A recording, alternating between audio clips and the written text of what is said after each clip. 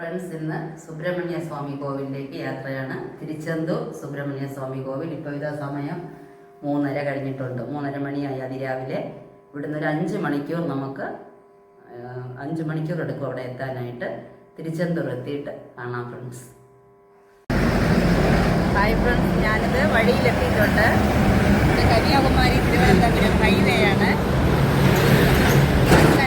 തക്കല പുലിയൂർ കുറിശി സുബ്രഹ്മണ്യ സ്വാമി കോവിലിൽ ഇത് തൈപ്പൂയത്തിന് വേണ്ടിയുള്ള കാവടിക്കുള്ള അലങ്കാരങ്ങളാണ് ഈ കാണുന്നത്. ഓൺ ദി വേ ആണ് ഇപ്പോൾ ഞങ്ങൾ.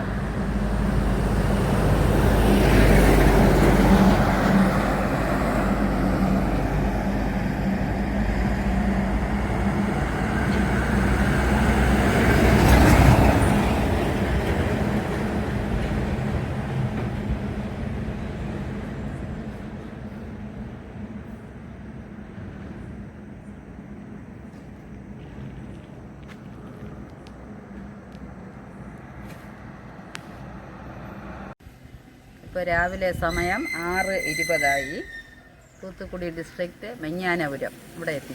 ഇനി മഞ്ഞാനപുരം ഇവിടെ നിന്ന് ബ്രേക്ക്ഫാസ്റ്റും കഴിഞ്ഞ് വീണ്ടും യാത്ര തുടരും.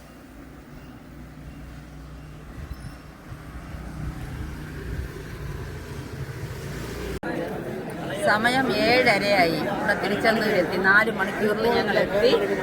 ക്ഷേത്ര നടയിലാണ് നിൽക്കുന്നത്. നല്ല തിരക്കാണ്. ചെറുതായിട്ട് മഴയും ഉണ്ട്. ശനിയാഴ്ച ആയതുകൊണ്ട് എല്ലാ ക്യൂ 100 രൂപ ദർശന വരിശ എന്ന് പറഞ്ഞാൽ അവിടെ ഉണ്ട്. 100 രൂപയ്ക്കുള്ള ഒരു ക്യൂ ഉണ്ട്. പിന്നെ വയസ്സായവർക്കുള്ള 60 വയസ്സിന് ശേഷം ഉള്ളവർക്കുള്ള ക്യൂ ഉണ്ട്. പിന്നെ പൊതുദർശനത്തിനുള്ളത് എല്ലാം നല്ല തിരക്കാണ്. ഇനി നമുക്ക് ഭഗവാനെ തൊഴാനായിട്ട് കയറാം.